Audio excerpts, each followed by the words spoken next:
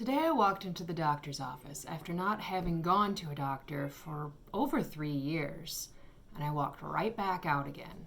I didn't even take my coat off. Is it just me, or is everyone else feeling like they could just bang their head against the wall when trying to access basic services?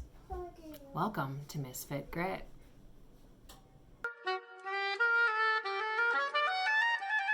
Now, this story isn't completely the fault of the failing medical system. I have a role to play in this as well. 2 months ago now, I began experiencing joint pain in my shoulders, unexpectedly. No history of this for me. I'm pretty healthy. I don't have any chronic health issues.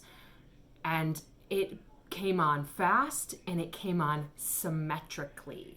Over the course of a few weeks, my joints became so inflamed, my shoulders in particular, but also my elbows at times, and my finger became so inflamed that I struggle to lift my arms up when I'm having one of these flare-ups.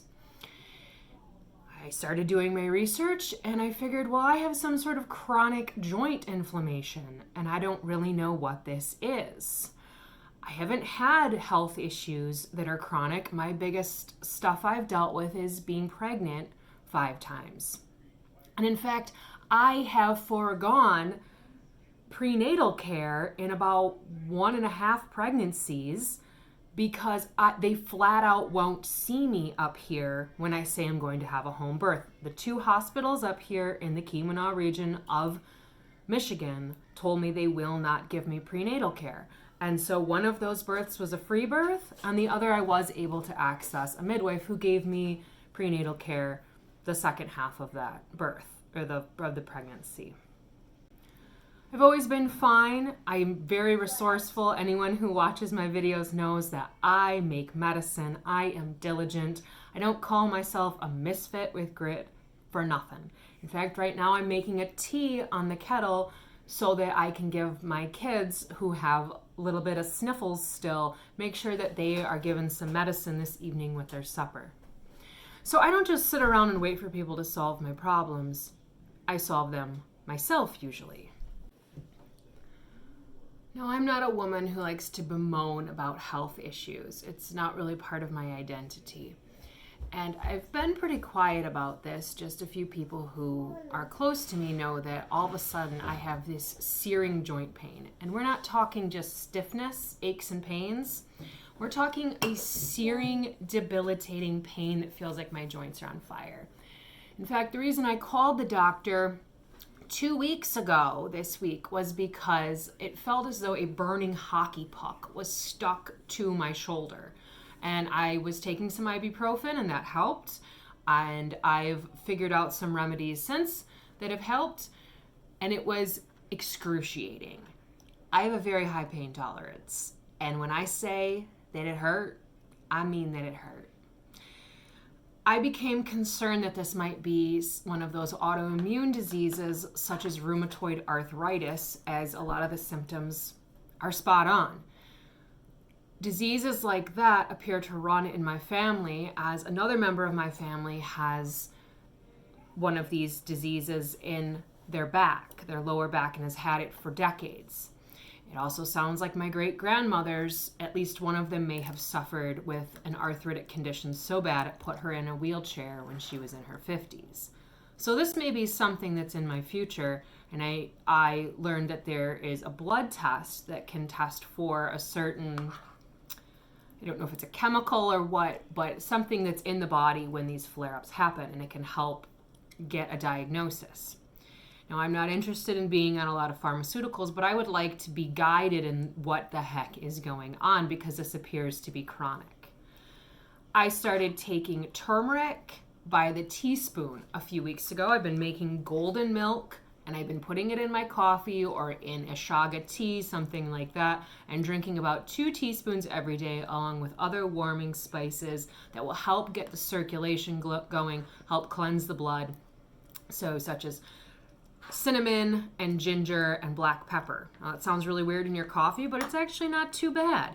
and I'm getting used to it. So I guess my teeth are going to turn really yellow and probably my skin. So if I look like our Cheeto in Chief in a few years, you'll know why. It's because I consume my weight in turmeric, but it helps with the inflammation. I figured that out real quick.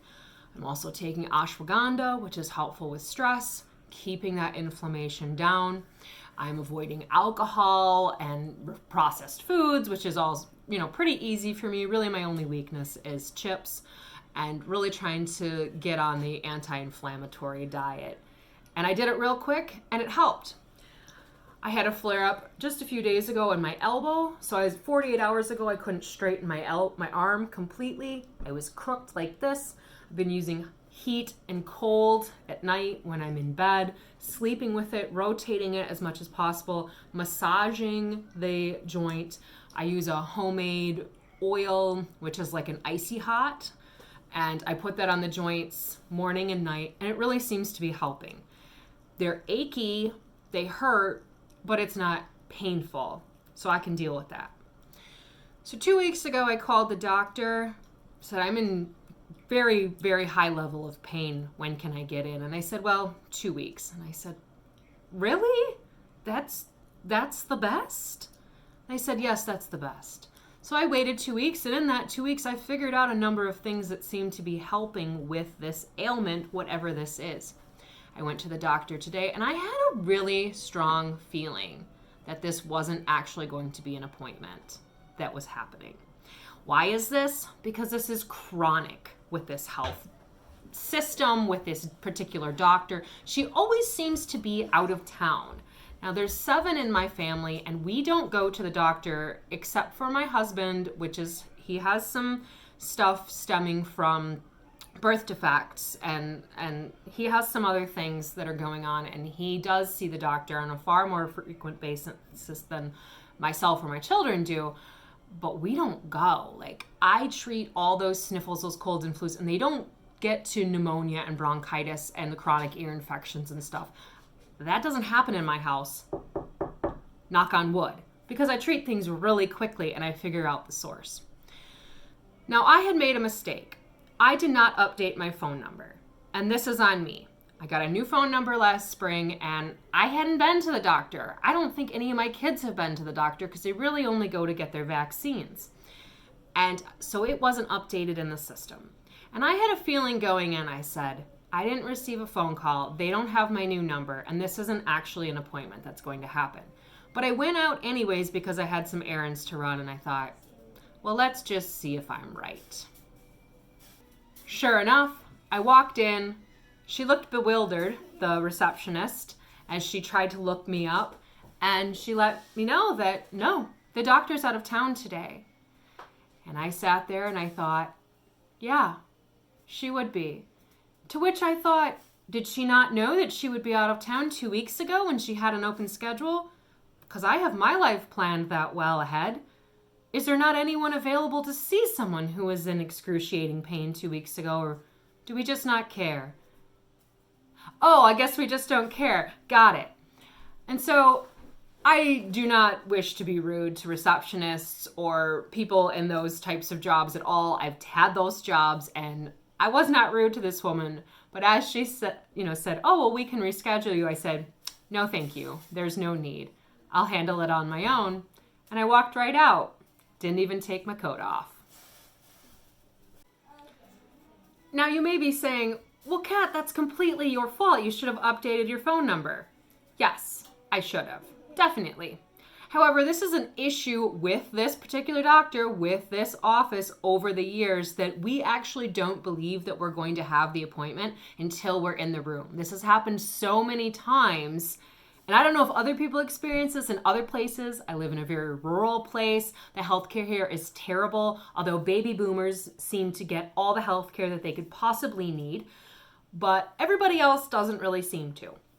And no one believes that they're going to get healthcare in my family until they're actually in the office seeing the provider. In fact, my 3-year-old daughter was without health insurance for about 3-4 months this year because she was kicked off of the state insurance, Medicaid, which we qualify for, because she was unemployed. We were unable to reach an actual human being to reschedule this appointment for months, or to reschedule the paperwork, get this submitted. We multiple times resubmitted. There was a government shutdown, all that stuff. It took months. And every few weeks, the receptionist from the dentist office would call and say, your daughter's due for an appointment. And I'd say, hey, let's just check and see if she has health insurance. And she didn't. So I'd kick it out another few weeks. This system, this predictable failure, is repugnant. It is getting worse and worse and worse. And yes, I should have changed my phone number. However, I was not surprised one bit that I wasn't able to see a doctor. That's why I haven't gone to a doctor in 3 years. And in that time, I've had a baby. It dawned on me today that us proletarians, us people, us down here that don't really have a whole lot of clout, we aren't the ones who are going to change this system. You know who could? The doctors. You know who could demand better for their patients? The doctors. I don't see that happening. What I see consistently throughout every system, everything now, and I'm really wondering if you're seeing it too, is what we call 70%ers. A solid C. You showed up, you kind of filled in something, you might have, had an idea a little bit, you might have parroted someone else's idea, and you call that good enough. And that's what we expect now in this country. Anything over that, well, by golly, it actually worked out. That's incredible. Did it really actually work out? Are you sure it worked out? Did it work out? Oh, it worked out. That's really cool. All right, I can do that. That is so rare in our society now. Everything is just mediocre. Is anybody else experiencing this? This is not the only area that I see this in. There's a whole bunch of other areas that I see it in too. So I decided to make a little bit of a griping video today, although maybe I make more of those than I should, because I'm really sick of it. And now I've resigned myself to the next time I have a horrible flare-up. If I do, hopefully I don't, maybe this will pass. Maybe this isn't a chronic issue that I have to learn to deal with. Maybe it'll just pass. Next time it gets so bad that I am brought to tears with pain, I guess I'll just have to haul my rear end to the med center or the emergency room, which when it's really bad, I can't even drive because I can't even move my arms in that. I can't put any kind of pressure on my joints. It's excruciating. It's hard to get undressed in the evenings. Just the force of lifting my clothes off. My daughter's been helping me, my 5-year-old daughter. So when I say that this is tough, I ain't kidding.